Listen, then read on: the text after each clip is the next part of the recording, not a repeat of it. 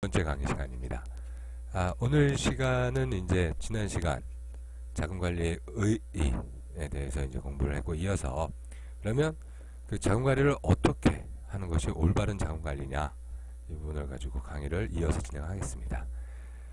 지난 시간에 얘기했던 자금관리라는 것은 거래가 전술이라면 자금관리는 전략이다. 자금관리는 전략이다. 그리고 자금관리는 단순히 그 거래를 통해서 이익을 내고 손실을 관리해서 이익과 손실 관리다 라는 어떤 미세한 편협적인 어떤 그 단순한 어떤 개념 정리의 측면이 아니라, 그것이 아니라 자금관리라는 것은 자신의 시드머니가 자신의 풍성한 거래 중에서 가장 합리적인 거래를 선택해서 그 거래를 취하도록 하는 그 부분까지, 바로 이 자금관리는 전술에 해당하는 거래의 선택행위다 라는 측면까지 이야기를 했었습니다. 다시 말해서 쉽게 얘기하면 자신의 시드머니가 받쳐줄 수 있는 거래를 해 나가는 것이 바로 자금관리다 라는 이야기를 지난 시간에 했었던 겁니다. 그러면 자신의 시드머니가 어떤 그 거래 전술을 뒷받침해 줄 수 있는 규모의 자금이냐 아니냐, 이런 부분들에 대한 판단을 할 수 있어야 될 것입니다. 그런 측면에서 수학이 아니라 기본적인 독립시행 확률 측면에서 우리가 이 베팅하는 부분을 확률 사건으로서 이해해봐서 공부를 한번 해보고, 그 공부를 토대로 해서 어떻게 하는 것이 올바른 자금관리를 할 수 있는 그런 계획을 세워나갈 수 있는 것이냐 라는 부분까지로 해서 이번 두 번째 강의를 진행하도록 하겠습니다. 자, 기본적으로 우리가 처음에 수학을 배울 때 그 확률 쪽에서 동전 던지기 확률을 배웁니다. 자, 동전을 던져서 앞면이 나올 확률은 2분의 1입니다. 또 있죠. 주사위를 던져서 특정 숫자가 나올 확률은 6분의 1입니다. 일반 확률이죠. 일반 확률. 근데 독립시행의 확률이라는 것은, 잠깐 수학 공부 좀 할게요. 어렵지 않습니다. 기억을 한번 하나하나 가다듬어 보십시오. 자, 우리 예전에 열심히 공부했던 내용이고 이거 되게 쉽게 이해했었던 얘기들입니다. 자, n번, 그러니까 한 번 시행했을 때 어떤 사건이 일어날 확률이 P다. 즉, 예를 들어서 동전 던지기로 할게요. 동전을 던졌을 때 앞면이 나올 확률은 50%입니다. 50%. 그러면 그 50%인 확률이, 예를 들어서 이제 동전을 두 번 던졌을 때 앞면이 나올 확률은 몇 프로냐? 동전을 두 번 던졌을 때 앞면이 나올 확률이 50%다 라고 얘기하시는 분은 틀린 거죠. 동전을 두 번 던졌을 때 그렇게 얘기할 수는 없어요. 동전을 두 번 던졌을 때 예를 들어서 동전을 두 번 던졌을 때 앞면이 나올 수 있고, 이 확률이 될 수 있어요. 첫 번째 던졌을 때 앞면, 두 번째 던졌을 때 앞면, 그다음에 첫 번째 그런 확률이 있을 수 있죠. 앞면. 자, 한번 보실래요? 쉽게 여기다 써볼게요. 이게 지금 쓰는 부분이 누르고 쓰면 될 거예요. 자, 첫 번째 확률 나올 수 있는 게 앞면을 동그라미로 하죠. 앞면을 동그라미. 첫 번째 나올 확률이 두 번째 던졌을 때도 앞면이 나올 확률, 그런 사건이 나올 수가 있죠. 두 번째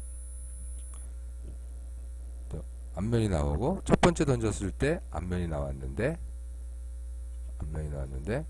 두 번째 던졌을 때 X가 나올 확률이 있죠. 그죠? 세 번째, 첫 번째 던졌더니 뒷면이 나오고 그 다음에 앞면이 나올 확률이 있고요. 이게 태가 돼버리지. 지가 알아서 한글로 바뀌어버리네요. X 이제 이어서 쓸게요. 그냥 네 번째는 XX죠. XX 뒷면. 이렇게 네 가지의 사건 확률이 나옵니다. 첫 번째 네 가지 확률이 나옵니다. 근데 우리가 이런 확률적인 부분에 대한 문제를 이야기하면서 잘 생각해 볼 필요가 있어요. 독립시행이라는 것은 동일한 시행을 여러 번 반복할 때 그 각 시행에서 일어나는 사건이 서로 독립일 경우 이러한 시행을 독립시행이라고 합니다. 다시 말해서 첫 번째 동전을 두 번 던지는데 첫 번째 던진 게 앞면이 나왔다고 해서 두 번째 던지는 게 동전이 반드시 100% 뒷면이 나올 것이다 라고 얘기할 수 있느냐는 거죠. 관계없어요. 첫 번째 던졌던 게 확률이 어떻다고 해서 두 번째 던졌을 때 우리가 일반 개별 시행으로 갔을 때 확률이 그대로 적용될 수 있도록 맞춰질 수 있는 부분은 아니다 라는 겁니다. 아니다라는 겁니다. 주사위 던지기나 혹은 동전 던지기 등이 예로 들 수 있겠죠. 네, 우리가 하는 파생판에서의 배팅도 독립시행으로 접근해야 합니다. 이번 배팅, 바로 직전 배팅에서 내가 승리했다고 해서 두 번째 배팅에서 패배하는 확률이 반대 확률이 될 수 없다는 겁니다. 즉 동전이 첫 번째 시행에서 앞면이 나왔다고 해서 이거를 이 사건 전체를 하나의 개별로 묶었을 때는 네 가지 경우의 수가 있을 수 있어요. 앞뒤, 뒤앞, 뒤뒤. 이 네 가지 경우이기 때문에 자 앞뒤, 뒤앞으로 해서 두 번이 나와서 이제 이게 50%가 되겠지만 두 번째 동전이 뒷면이 나오느냐 앞면이 나오느냐 오늘은 어떻게 알 수 없다라는 겁니다. 자, 자신이 두 번 던졌을 때 근데 이제 이런 부분 한번 생각을 해보시죠. 동전을 이제 4번 던졌어요. 4번 던졌는데 앞면이 승리고 뒷면이 패예요. 그러면 4번 다 이럴 확률이 있습니까? 4번 다 질 확률이 있어요. 네, 있습니다. 4번 다 질 확률이 있습니다. 이렇게 될 수도 있는 거고 3번을 지고 네 번째는 이기고 이럴 수도 있는 거잖아요. 그죠? 근데 기본적으로 개별 시행의 확률로 접근을 합니다. 거래 횟수, 독립시행의 경우에 횟수가 많아지게 되면 10번 다 동전을 10번 던졌는데 10번 다 뒷면이 나올 확률은 점점 줄어들죠. 이렇게 될 확률은 많지 않다는 얘기예요. 계속 질 수 있는 확률은 20번을 던졌는데 이렇게 전부 20번을 친다? 이게 나오기 어려운 확률이죠. 동전 던지기 기본적인 확률이 따라서 시행 횟수가 많아지면 많아질수록 독립시행을 형성시키는 개별 사건 시행 확률과 점점 접근하게 됩니다. 동전 던지기를 했을 때 예를 들어서 100번을 던졌을 때 점점 확률이 자신의 사건이 50%에 접근하게 되는 부분이 높아지게 되겠죠. 여기서 우리는 독립시행 확률에 대한 부분에서 깨달음을 얻어야 됩니다. 즉 자신의 배드머니가 시드머니가 죄송합니다. 배드머니는 침대돈인데 배드머니는 남자들에게 배드머니는 저거죠. 침대 숨겨놓은 돈이겠죠. 뭐 제가 더 이상한 딴소리를 했네요. 시드머니가 자신의 시드머니가 이 파생판의 배팅의 횟수를 보장하고 있어야 된다는 얘기입니다. 보장하고 있어야 된다는 얘기예요. 굉장히 중요한 부분입니다. 자, 한번 생각을 해보겠습니다. 지금. 자, 여기를 보면 되겠네요. 여기랑 여기 배팅에서 성공하면 50만원의 수익이 떨어집니다. 실패하면은 30만원, 평균 30만원 손실이었어요. 보통 일반적으로 해당 배팅이 딱 배팅을 했을 때 성공하면 50만원을 이기고 떨어지고 실패하면 손실이 30만원인데 승률이 40%예요. 승률이 40%입니다. 했다면 좀 자주 진다는 얘기예요. 자주 진다는 얘기인데 이 배팅을 해야 되겠는가? 이 배팅이 과연 좋은 배팅인가? 생각을 해봅시다. 자, 이제 머리가 이렇게 돌아가죠, 속에서. 이제 답을 저희 이제 회원님들은 딱 내릴 거예요. 제가 원하는 답은 이 답이죠. 해볼 수 있는 베팅이지만, 해볼 수 있는 베팅이다, 기본적으로. 해볼 수 있는 베팅이지만, 자신의 시드머니에 따라서 선택하느냐, 선택하지 않느냐를 판단해 줘야 된다. 그것이 자금 관리라는 겁니다. 그것이 자금 관리라는 거예요. 이 베팅이 좋다 나쁘다를 얘기하는 게 아니라 시드머니가 얼만큼 있느냐에 따라서 이 거래를 선택하느냐 선택하지 않느냐 이렇게 관리하는 것이 바로 자금 관리라는 이야기입니다. 이렇게 되니까 자금 관리가 명쾌해지죠. 자금 관리가 결국 베팅이라는 이야기입니다. 기본적으로 이렇게 여러분들이 생각했던 것 한번 짚어볼게요. 제가 이렇게 진행하셨을 겁니다. 자, 40% 승률이니까 10번을 이제 했다고 생각을 하면 10번을 했을 때 4번을 이기죠. 그럼 50만원 곱하기 4 그죠? 그러면 10번을 베팅했을 때 200만원의 수익. 6번은 진다는 얘기거든요. 6번은 지면 손실은 180만원. 자, 수익은 200만원이고 손실은 20만원. 20만원의 기대수익이 있는 거래다. 기대수익 값이 20만원이에요. 즉, 이 사건 시행에서 기대되는 수익은 20만원입니다. 그런데 그 10번의 베팅을 했을 때 20만원을 번다는 거예요. 10번을 했을 때 20만원을 벌 수 있다는 겁니다. 그러면 과연 이 승률이 40%로 접근하기 위해서는 이 베팅을 몇 번을 진행해야 그 확률에 베팅 승률 40%에 접근하겠는가? 자신한테 기대를 몇 번을 줘야 되겠느냐?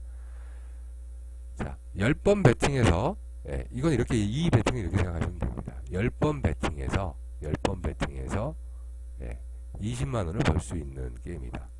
내가 10번 베팅을 하면 20만원을 번다. 할 것이냐? 10번 베팅했을 때. 그럼 얼마의 자금이 있어야 되겠느냐? 최소한 10번 베팅을 10번 할 수 있어야 되겠죠. 10번 동전 던지기를 10번 했는데 10번 하면 50%에 점점 가까워지겠죠. 최소한. 그러면 이 40%의 그 승률을 내면 20만원을 번다는 얘기입니다. 20만원. 그러면 10번 베팅을 하는 것을 10번 시행해주면, 그죠? 20만원씩 10번 버는 거 얼마입니까? 200만원에 점점 가까이 가겠죠. 처음 10번 진행을 했을 때는 40만원이 될 수도 있고, 두 번째 또 10번 진행했을 때는 마이너스가 날 수도 있고, 이런 식으로 되겠죠. 근데 전부 10번 하면 결국 그 합친 수익이 200만원에 접근할 겁니다. 그러면 자신의 시드머니가 이 베팅을 10번 해줄 수 있는 시드머니냐는 겁니다. 10번 반복을 해줄 수 있느냐. 그렇다면 이 승률은 뭡니까? 이 한 번 개별 시행했거는 100번은 해줘야 된다는 얘기죠. 이 베팅을 100번은 해준다면 200만원은 번다는 얘기입니다. 그 정도 시드머니가 돼야 된다는 얘기예요. 이거 구체적으로 파생판에서 거래랑 한번 연결을 해볼까요? 이게 어떤 거래일까? 자, 선물 방향성 거래로 이야기를 해보겠습니다. 목표 수익 1포인트 잡고 1포인트 잡으면 50만원이죠. 자, 손절 0.6포인트 손절입니다. 근데 승률은 40%예요. 10번 하면 4번 이기는 베팅이에요. 자, 그런 거래 많이 할 수 있죠. 또 이제 최근에 보면 뭐 손절 네팅만 잡고도 하시고 뭐 근데 수익을 1포인트까지는 안 보겠죠. 근데 그 자신의 수익 목표도 명쾌하지도 않아요. 근데 그 거래 로직이 명쾌하게 서 있지 않으면 이런 통계적으로 자금관리 접근하는 것이 어렵습니다. 그냥 대충 얼마 부리고 끝나면서 자금관리를 안 하려고 들거든요. 손절만 명쾌하면 된다라고 생각하면서, 자, 수익 정리가 명쾌하지 않으면요 기대 수익값이 확정되지 않기 때문에 자금관리가 이루어질 수 없어요. 어쨌든 그렇다면은 0.6포인트 손절에 1포인트 목표로 거래하는 것, 그래서 승률이 40% 이상만 나오면 되는 거잖아요. 그런 거래들은 굉장히 많습니다. 굉장히 많아요. 근데 그런 거래, 예를 들어서 이평선을 보고 아주 단순하게 거래를 하거나 아주 더 간단한 거래 로직을 가지고 거래를 하면서 이런 어떤 자신의 거래 로직을 찾아낼 수 있는 부분은 충분히 여러 거래들이 나올 거예요. 뭐 22평, 일봉상 22평이 62평, 뭐 이제 62평 정배열로 떨어진다. 정배열인 상황에서 62평이 맨 밑에 깔리고 22평, 12평, 5위평 이런 상태에서 5위평이 22평을 뚫는 순간에 매수한다. 그래서 1포인트를 먹는다. 매수했는데 만약에 0.2포인트가 내리면 손절한다. 이런 식으로 해갖고서는 승률은 40%인데 그죠? 계속 하는 거예요. 그런 거래 자리가 나올 때마다 똑같이 해야죠. 계속 그 자리마다 뭐 이런 식으로 했을 때 이 정도의 수익률이 나올 수 있다면 과거의 자료들 또 전진 분석을 좀 해봤더니 그런 수익률이 나오다. 뭐 어렵게 거래할 필요 없잖아요. 그 거래만 기계적으로 하면 됩니다. 자, 시스테머들이 그 어렵지 않은 어떤 거래 로직을 가지고도 지금 오래 생존하는 이유는 이런 단순한 그 거래 시행을 손과 머리에 의존한 게 아니라 기계에 맡겨놓고 해버리기 때문에 그래요.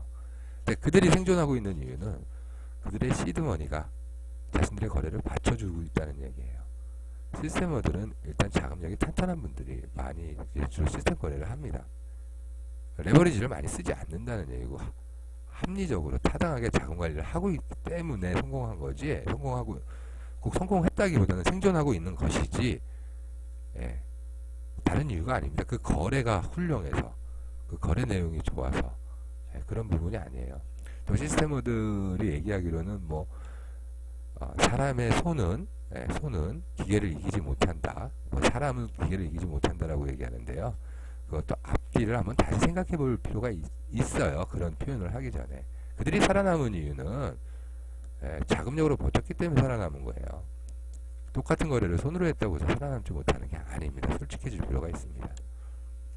자, 근데 대부분 이런 거래를 누가 하냐면 돈 1,000만 원밖에 없다고 칠게요. 돈 1,000만 원 가지고 대여 계좌를 열어요. 대여 계좌를 열어갖고 거래해 보십시오. 성공할 수 있을까요? 저는 실패한 데다가 베팅합니다. 그런 거 베팅하라 그러면 돈 벌기 더 좋아요. 이런 거래를 한다. 성공하겠는가 실패하겠는가. 그래서 걸어라.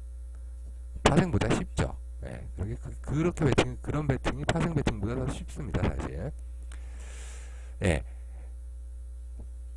대개의 경우 그 방향성 거래가 가지고 있는 어떤 이런 부분들은 굉장히 그 레버리지가 큰 거래거든요. 자, 적어도 이 정도의 거래를 하려면 자, 손실 30만원의 손실이 나는 게 40%인데 뭐 4번 연속 손실이 나면 120만원이 깨지죠. 그러면 120만원이 깨지면 보통 1포인트가 한 돈 100만원 정도 넣고 거래를 이제 하겠죠. 그러면 1,000만원이면 한 10번의 기회는 줄 수 있겠죠. 10번의 기회. 한 1,000만원 정도의 거래 가지고 하면은 어느 정도는 버틸 수 있겠네요. 1,000만원 정도면. 그죠? 근데 1,000만원이 안 되는 돈으로 이 거래를 한다? 굉장히 아둔합니다. 500만원도 불안하죠. 이런 거래는. 그러나 2,000만원이 있습니다. 자신이. 2,000만원이 있으면 자, 이걸 10번 시행을 한, 보통 한 100만원 정도가, 이게 10번을 시행하면서 그, 승률 40%가 나오는 부분이잖아요. 10번을 시행하는데 한 번 베팅에 100만원 정도 들어간다 그러면, 그게 깨지는데, 한 200만원 정도면은, 300만원, 400만원. 400만원 정도면 한 이제, 돌릴 수 있을 거라고 봐요. 근데 400만원이 한번 깨지고, 또 그러면 1,600만원 있으니까 5번을 400만원의 자금을 집어넣을 수 있겠죠. 5번은 시행을 해줄 수 있겠죠. 이 전체 사건을 한 10번이 도는 동안에 6번이 지고 4번 이기는 사건이 진행이 되는 동안, 그렇죠?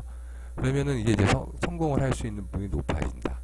한 2,000만원 정도 있으면 한 5번 정도 넣을 수 있으니까 어느 정도는 진행이 되겠죠. 200만원씩 5번을 먹을 수 있다. 자, 그러면은, 자, 기대수익이 20만원짜리죠? 그걸 5번 할 돈이 되겠죠? 5번 돌면 100만원 정도 나오죠. 2,000만원 정도면 100만원. 100만원 정도. 1,000만원 정도 갖고 자신의 계좌가 돌았다. 그럼 100만원이면은 굉장한 수익이, 좋은 수익이 나온 거죠. 그 정도면 2천만 원 정도 가지고, 그러니까 최소한 1,000만 원 정도는, 있어야 이런 거래 정도는 베팅을 할 수 있다라고 선택할 수 있는 이제 그런 베팅이 되겠습니다. 자신의 시드머니가 뭐 3, 400밖에 없는데 이 베팅이 들어가면요, 우선 400만 원 가지고 거래하는데 이 승률이 낮기 때문에 손실이 계속, 손실이 먼저 발생되는 사건들이 계속 진행이 되면은 그 시드머니가 푹푹 줄어들면서 결국은 그 전에 동일한 어떤 이런 베팅을 계속 할 수가 없게 됩니다. 그 시드머니가 받쳐주지 못하게 되면 동일한 거래 자체를 할 수가 없기 때문에 수익이 발생될 때는 수익이 또 줄어들 거예요. 이런 식이 돼버리기 때문에 결국은 시장에서 지게 된다는 얘기입니다. 베팅 시 성공했을 때 50만원의 수익과 실패 시 30만원의 손실, 이런 부분들. 그래서 시드머니가 작은 분들은, 여기서 참고로 시드머니가 작으신 분들은 승률이 높은 거래를 선택하셔야 돼요.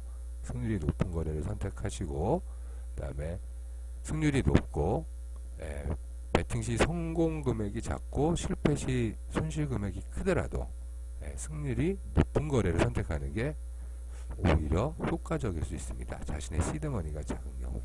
시드머니가 넉넉한 경우에는요, 승률에 집착할 필요가 없습니다. 승률보다는 베팅 시 성공했을 때 수익이 큰 그런 거래를 선택하시는 거예요. 그런 경우에는 그게 더 효율적이고 자금을 더 키워갈 수 있습니다. 시드머니가 작은 경우는 생존형 거래를 해야 됩니다. 생존형 거래 쪽으로 접근을 해야 되고, 시드머니가 큰 경우에는 승률은 떨어지더라도 성공했을 때 수익이 큰 거래를, 자신의 시드머니가 계속 받쳐주고 있기 때문에 같은 그 독립시행 사건들을 계속 진행하는 겁니다. 진행할 수 있는 부분이기 때문에, 그런, 다시 말해서 시드머니가 작으면 변동성 매도 관점에서 접근해야 되고, 또 시드머니가 많은 경우에는 변동성 매수 쪽으로 공격적으로 어떤 거래 선택을 하는 것이 더 효율적일 수 있음이고, 방향성 거래도 변동성 매수 관점에서 같은 논지에서 보셔야 됩니다. 즉 방향성으로 성공을 한다는 얘기는 변동성이 터지는 방향으로 베팅해서 성공했을 때 수익이 나게 되어 있습니다. 방향성 거래 역시. 방향성 거래는 변동성이 축소되고 있는 과정에서는 방향성 거래자는 진입 포인트가 나오지 않아야 됩니다. 나오지 않는 게 정상입니다. 기본적이에요. 기본적인 부분이겠죠. 네, 그런 측면에서 자신의 시드머니 규모가 어떠하냐, 자기 자신을 한번 되돌아보십시오. 거기에서부터 시작을 해야 됩니다.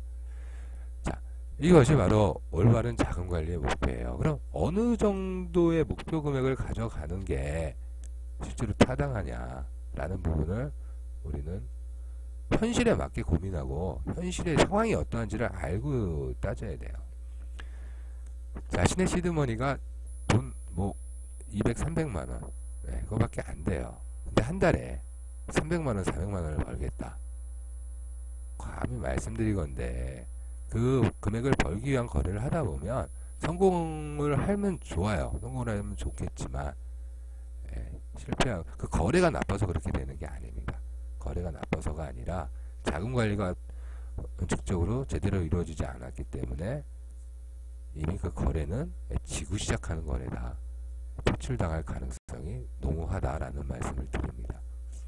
자, 참고로 제가 적어놨습니다. 2015년 2월 6일 현재 실세 금리입니다. 세금 내기 전에. 자, 제가 자기 자신이 가진 돈을요, 시드머니를 3개월 CD 금리로, 그러니까 NCD죠. 양도소득 예금증서 사갖고 보유해 보십시오. 연이율 2.12% 떨어집니다. 자신한테. 자, 그러면 삼성전자든 뭐든 회사채 있죠. 상장되어 있는 회사. 그런 회사들, 부도나기 쉽지 않은 회사들, 좋은 회사들, 우량 회사들, 회사채 3년물짜리 기본으로 사보십시오. 연 2.25% 줍니다. 국제 3년물이요? 연 1.96%입니다. 이 정도로 지금 금리가 낮아요. 우리가 내고자 하는 게, 자, 연 2%면요, 100만원 가지고 1년에 2% 벌면 되는 겁니다. 100만원 가지고 2% 벌면 되는 거예요. 타당한 금리, 그렇지 않아요? 그러나 그 2%를 올리면 이제 회사채나 국채 사면 되죠. 뭐 파생판에서 그렇게 할 필요가 없겠죠. 우리는 그 리스크를 부담했기 때문에 이보다 훨씬 높은, 보통 우리가 지금 체크한 실세금리보다는 훨씬 높은 수익을 얻어내야 합니다. 훨씬 높다는 게 100%, 200% 높은 수익을 얻어내야 된다라고 말하는 게 올바르겠습니까? 그렇지 않습니다. 예. 한 10배, 10배면 좀 많이 버는 거죠. 10배면. 최소한 5배 이상은 벌어야 되겠죠. 5배 이상, 10배 이상. 그렇다면, 자, 월 1%의 수익이면 연이율 12%입니다. 연이율 12%. 연이율 12%를 원하는 그 돈 많이 가진 개인분들 상당히 많습니다. 그분들은 그 돈이 많은 분들일수록 얼토당토하는 수익률을 원하지 않습니다. 얼토당토하는 수익을 원하지 않습니다. 연 12%면 입이 쫙 벌어집니다. 엄청난 수익률이라고 생각을 합니다. 돈을 많이 가지고 있지 않은 분들이 큰 수익을 원합니다. 큰 수익을 원해요. 돈 1,000만원으로 파생판에 들어와서 1년 동안에 120만원을 불려서 1,120만원이 되면 자신이 엄청나게 벌었다는 사실을 인정하려 들지 않습니다. 1억 가지고 시작해서 1억 1,200이 됐다. 그 정도는 당연한 거라고 생각을 합니다. 1억 정도 가지고 하시는 분들이. 10억 갖고 하는 분들은 달라요. 10억 가지고 파생판에 들어온 분이 11억 2천만원이 됐다. 입이 쩍 벌어집니다. 그 순간. 그런 기준에서부터는. 자, 누가 돈을 벌 것 같습니까? 1억 가지고 시작해서 1,200만원을 벌었는데 1억 1,200만원이 됐는데 뭐 자신이 좀 못 벌었다고 생각하는 분이 돈을 벌 것 같습니까? 10억 갖고 시작해서 11억 2천이 됐으면 좋아서 입이 쫙 벌어지는 분이 돈을 벌 것 같습니까? 답은 나와 있습니다. 여러분들이 답을 알고 있을 거예요.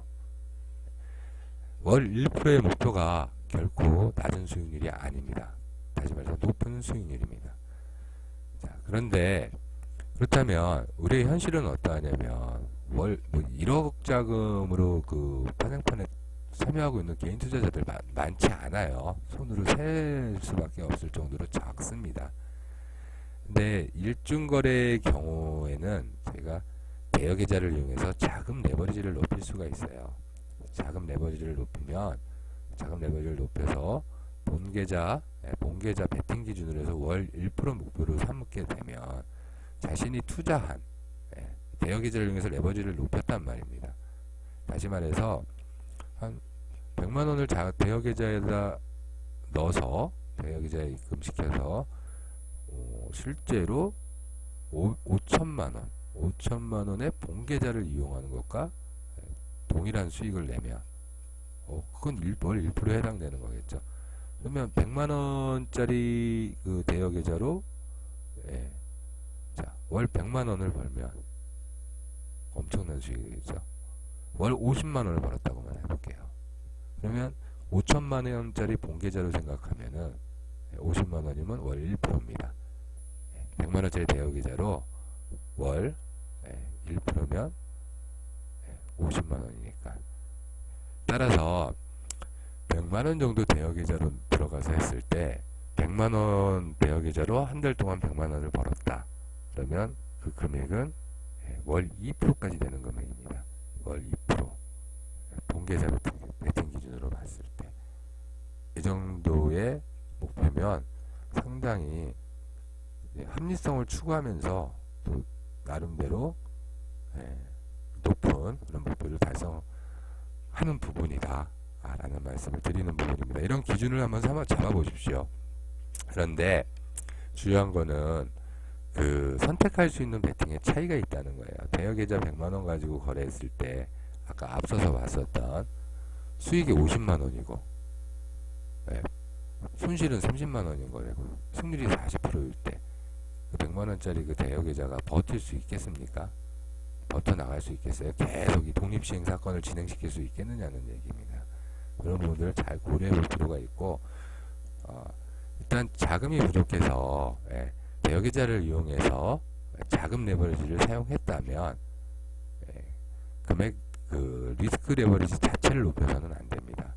배팅의 리스크 레버리지를 높여서는 절대로 안 되고, 낮은 리스크 레버리지를 유지하되 배팅 수량을 증가시키는 쪽으로 관리해야 한다는 겁니다. 이것이 이제 향후 제가 또 이 자금관리론으로 강의해 나갈 내용들입니다. 여기까지가 이제 자금관리론의 이제 두 번째 강의 진행 내용이었고요. 첫 시간에 자금관리라는 게 도대체 뭐냐, 자금관리의 의의가 뭐냐라는 부분을 이야기를 했습니다. 그것을 토대로 해서 오늘 두 번째 강의 내용에서는 그 독립시행의 확률을 한번 짚어본 다음에 우리가 자금관리를 하는 이유가 뭐냐, 결국 돈을 벌기 위해서인데, 그렇다면 그 돈을 벌기 위해서 어떻게 하는 것이 올바른 자금관리겠느냐, 그러면 현실을 짚어보고 시장 실세금리의 목표를 따져보고 실제로 우리가 잡아야 할 목표 금액 수준이 어느 정도냐 라는 부분을 한번 짚어보고, 이제 이 강의 내용이 현실적이지 않으면 의미가 없다는 부분입니다. 자금관리는 이렇게 해서 이렇게 해야 한다라고 해서만 끝나면 그게 무슨 의미가 있겠습니까? 당장 우리의 현실과 관계가 없다면. 그러면 지금 본계좌를 사용하고 계시는 분들도 역시 마찬가지로 자신의 그 레버리지나 이런 부분들을 관리를 하면서 월 1%에서 2% 정도의 목표에 그 정도 선에서 그렇게 했을 때 시장에서 이겨나갈 수 있는 부분입니다. 그렇게 해서 쌓아 나가 보십시오. 그게 얼마나 대단한 수익이 되는데, 그 본계좌 수준이 안 되는 분들이라면 본계좌를 만들기 위해서 대여계좌를 이용해서 자금 레버리지를 높여서 계속 그러한 배팅을 해야 되고, 대여계좌가 가지고 있는 그 거래 한계들이 있습니다. 그래서 본계좌가 사용할 수 있는 전술들을 대여계좌는 사용할 수 없는 부분들이 굉장히 많아요. 제한된 전술을 이용할 수밖에 없지만, 제한된 전술 중에서도 대여계좌를 이용해서 본계좌가 있더라도 대여계좌를 활용해서 하면 수량을 늘릴 수 있기 때문에 그러한 거래들은 찾아서 계속 해나갈 수 있는 부분들이거든요. 결국 올바른 자금관리는 자신의 시드머니로 선택할 수 있는 거래 전술을 찾아내서 그것을 꾸준히 시행해 나가는 것이다 라는 측면입니다. 이렇게 하는 것이 바로 올바른 자금관리가 되겠습니다. 다음 시간부터는 우리가 이제 기본적인 그 자금관리의 개념을 파악했고, 어떻게 자금관리하는 것이 올바른 목표냐 이런 부분을 이제 찾아냈기 때문에, 이러한 것들을 토대로 해서 우리가 이제 그동안 공부해왔던 전술들, 그런 전술들 중에 승률이 높고 또 이제 승률이 일단 높아야 되겠죠. 그런 거래들, 그래서 리스크 레버리지가 낮은 거래들이 어떤 것들이 있고, 반대로 우리 그런 경우에 이제 수익을 생존 거래자들이 이제 선택할 수 있는 거래들이 있다는 부분이고, 생존 거래자들이 선택해서는 곤란한, 다시 말하면 리스크 레버리지가 높은 거래들은 어떤 거래들이냐. 리스크 레버리지가 높다고 해서 나쁜 것은 아닙니다. 자신의 시드머니가 그를 커버할 수 있다면 거기에서 더 큰 수익이 날 수 있는 부분이에요. 리스크 레버리지가 높다는 부분은. 리스크 레버리지가 배팅 자체 리스크 레버리지가 높다 하더라도 그 높은 배팅 리스크 레버리지를 커버해 줄 수 있는 시드머니가 있다면 이 자체의 배팅 레버리지는 높은 게 아닙니다. 배팅 레버리지는 높은 게 아니에요. 그 자체 거래 리스크 레버리지가 높다 하더라도. 그러나 시드머니가 작은 경우엔 그 거래 자체의 리스크 레버리지를 낮춰야 됩니다. 리스크 레버리지는 낮고 승률은 높고, 이런 거래들로 거래를 취해 나가면서 그 자신의 그 시드머니를 늘려나가는 쪽으로 계속해서, 그러면서 그 자금 관리의 어떤 그 단계별로 자신의 자금이 어느 정도 단계일 때 어떤 거래가 좋고 어떤 거래가 좋고, 이런 식으로 구체적으로 선택할 수 있는 거래들에 대해서 공부를 해나가는 것이 자금 관리 공부입니다. 자금 관리라는 것이 그 돈을 수익을 내고 손실을 덜 내고 이걸 관리하는 부분이 아니라, 자신의 시드머니에 맞춰서 효율적인 전술을 선택해 나가는 것이 자금 관리라는 부분입니다. 전 스페시픽하게 구체적으로 공부해 나가도록 하겠습니다. 다음 시간부터는요. 수고들 많으셨습니다. 이상으로 자금관리론 두 번째 강의 시간, 올바른 자금관리 편 이것으로 마치도록 하겠습니다. 감사합니다.